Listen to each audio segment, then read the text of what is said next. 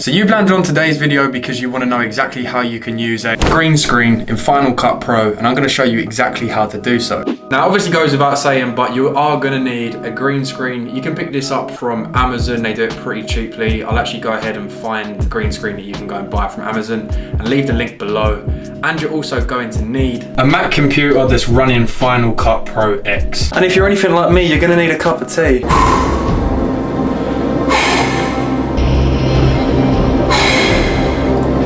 So I actually picked up one of these room dividers. I like to use it when I'm working, basically. It actually doubles as a really cool tool when you're using the green screen. It basically just folds in and out. And what I like to do when I'm using the green screen is I like to keep it very simple and just use this as like a marker for the green screen. Whatever you're using the green screen for is going to be different. So if you're out and you're actually shooting something and you're not doing it in a studio or like your home office, then obviously it makes sense to buy some sort of green screen stand. But the way that I use the green screen, I can sort of just throw it up when I need to use it. So let's get this set up. I typically use it as like a backdrop for my chair.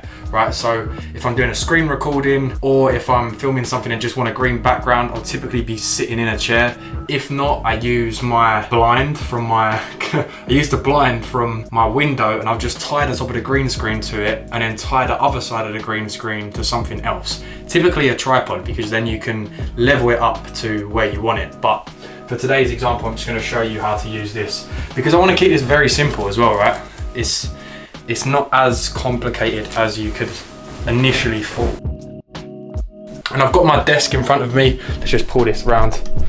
So we've got this kind of setup. We've got the green screen, and then I've got my desk here. Now what I'm actually going to do is I'm going to set up the Osmo Pocket for this example. This is just a small handheld mobile camera.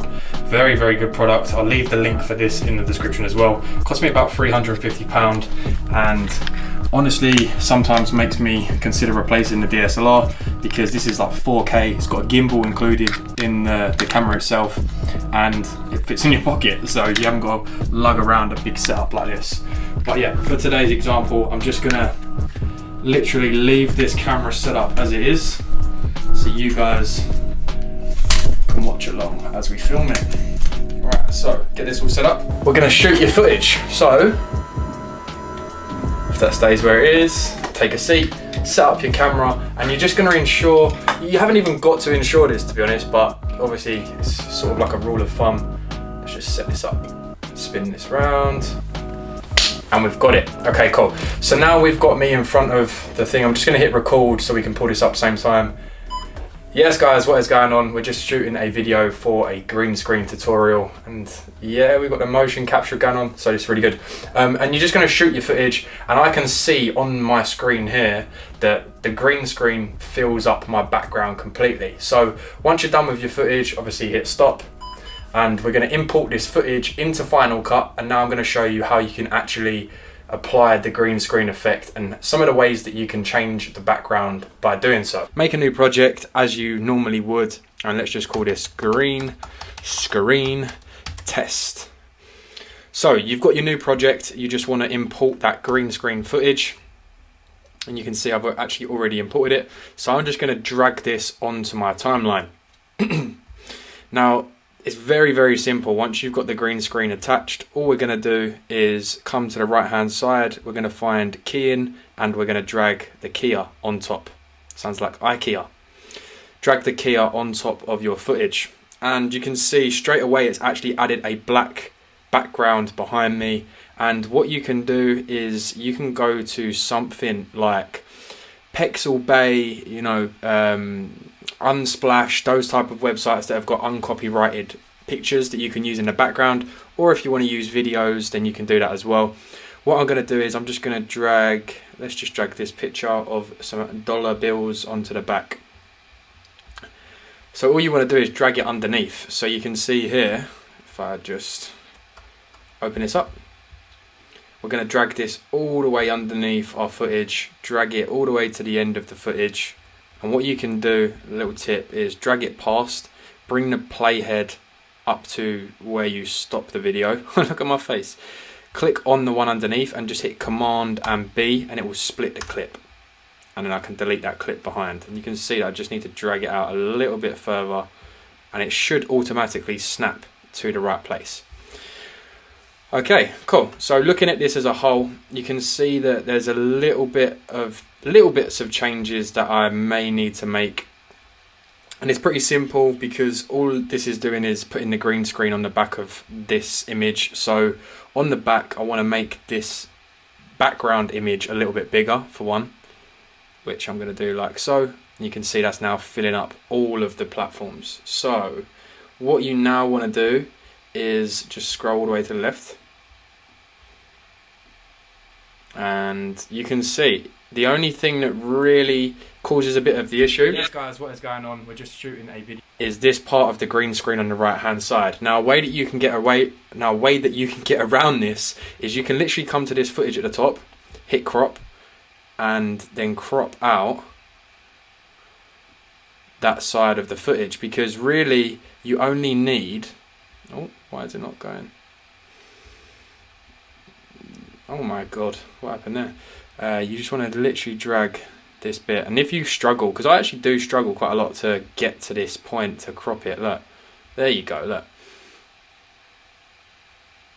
Right, hit Command and Z. Oh god, scroll down to the bottom, and you can see this thing here. It says right, and that will basically start to crop it. And you can see there it starts to move it. Simply because when I hit trim, sometimes I just simply can't get my cursor on this bit, and you can see I've done it with ease there. But what we're going to do is we're just going to drag this green screen past that part where it looks a bit funny, and you can do that on both sides if you want. We'll just use the arrows down here like so. There you go, and then we can watch this back.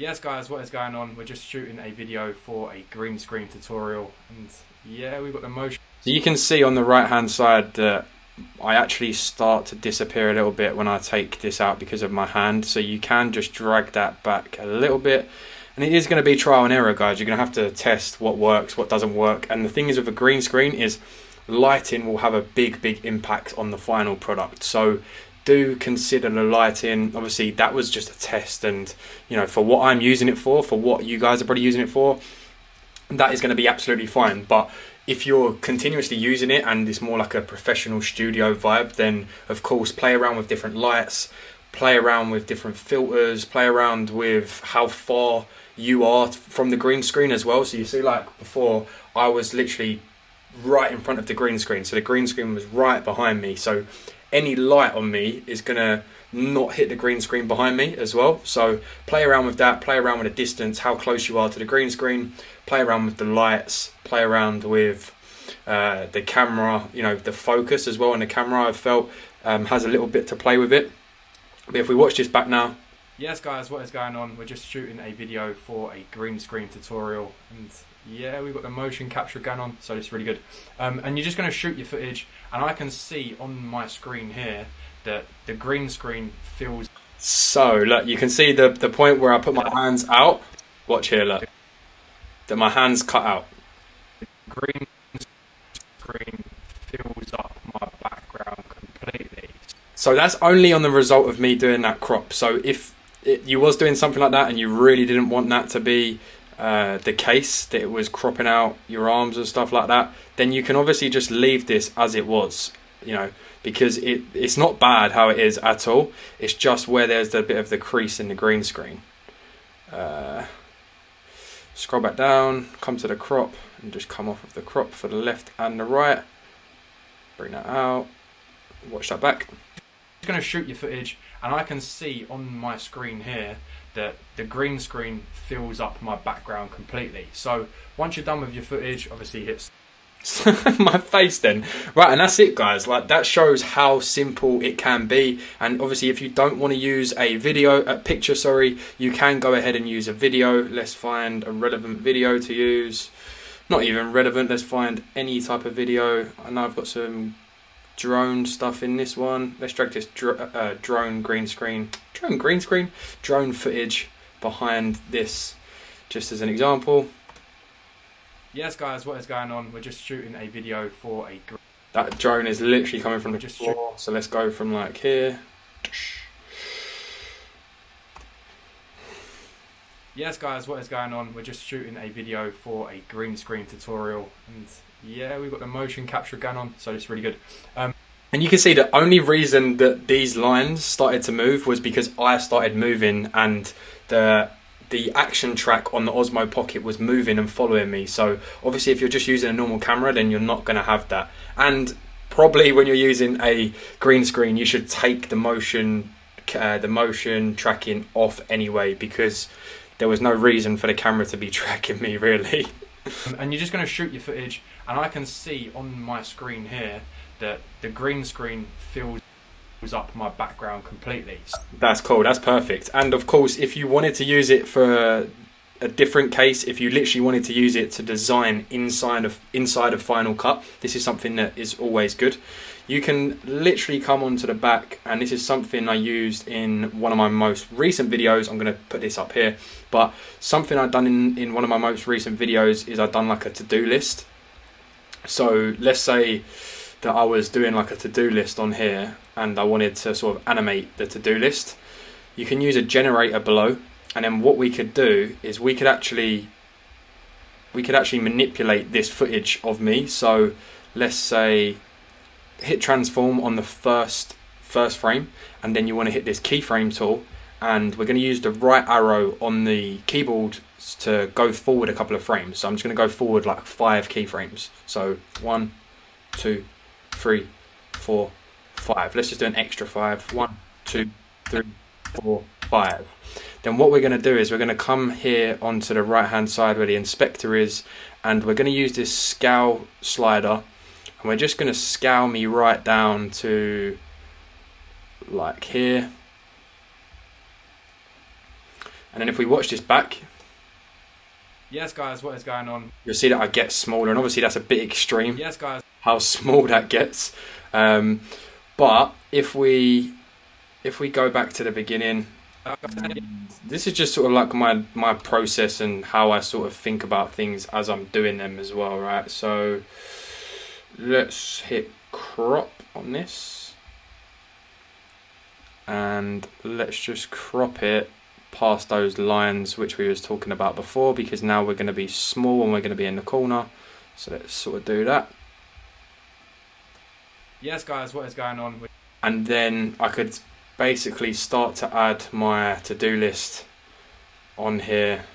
So let's say I was saying, yes guys, you know, this is my to-do list for the day or whatever, blah blah, or I just wanted to animate it for whatever reason.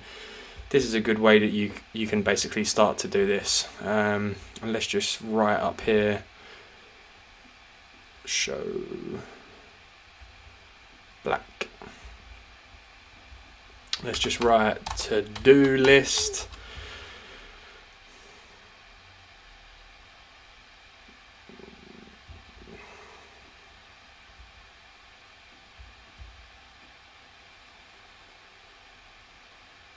And then another little tip, guys, if you just want to create the same one without having to copy and paste it and whatnot, you can hold the Alt key and click and drag it up, and it's going to make a duplicate of that exact same thing. So now we can change this to make green screen video. It's got to be like a nice handwriting one.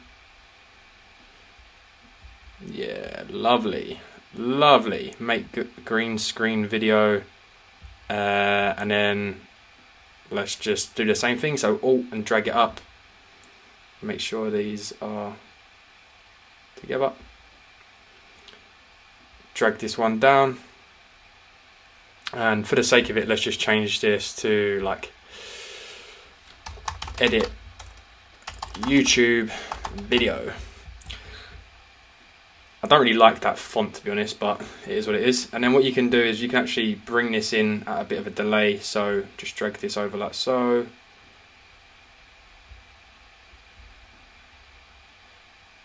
That one's going to be first, so just bring that one up, bring this one this way.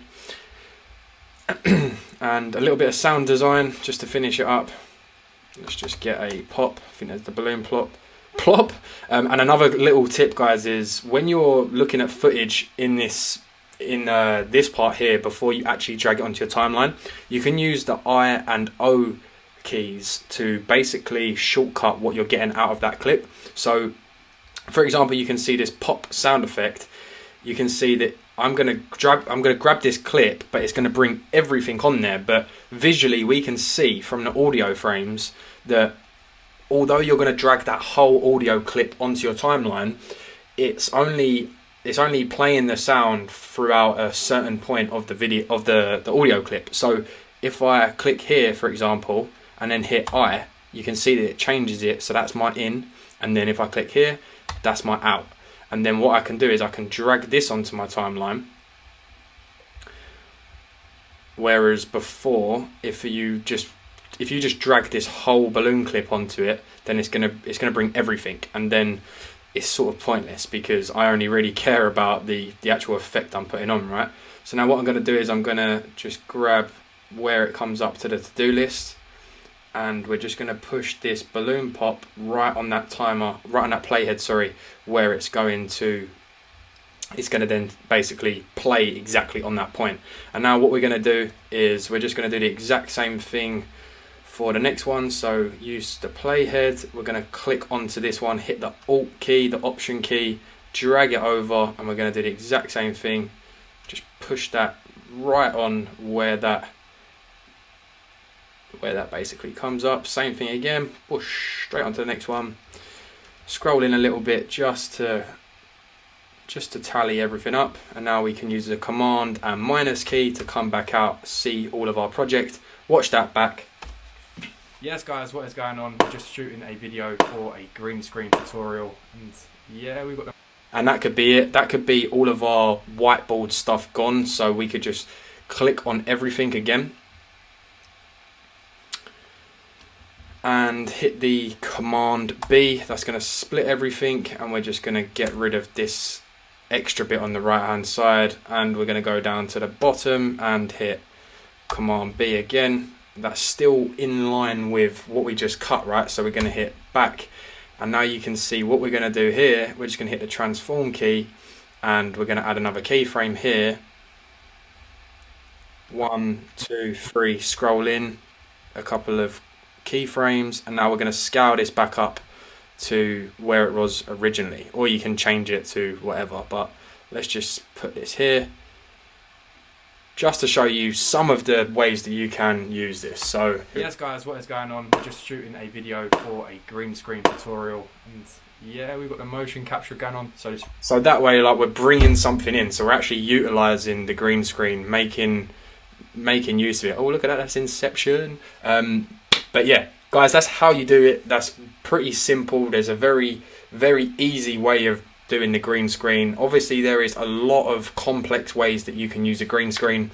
Loads of different ways that you can use a green screen, but that's just a very simple way. I definitely want to play around with like putting a green screen on the floor and doing some crazy stuff. But yeah, hope that helped, guys. This is going to be a weekly series on the channel. It's going to be Final Cut Fridays. I'm going to come in every single Friday, and I'm going to teach you something new to do with Final Cut. And it's going to be really cool for me because I think when you're creating content, you can get very caught up in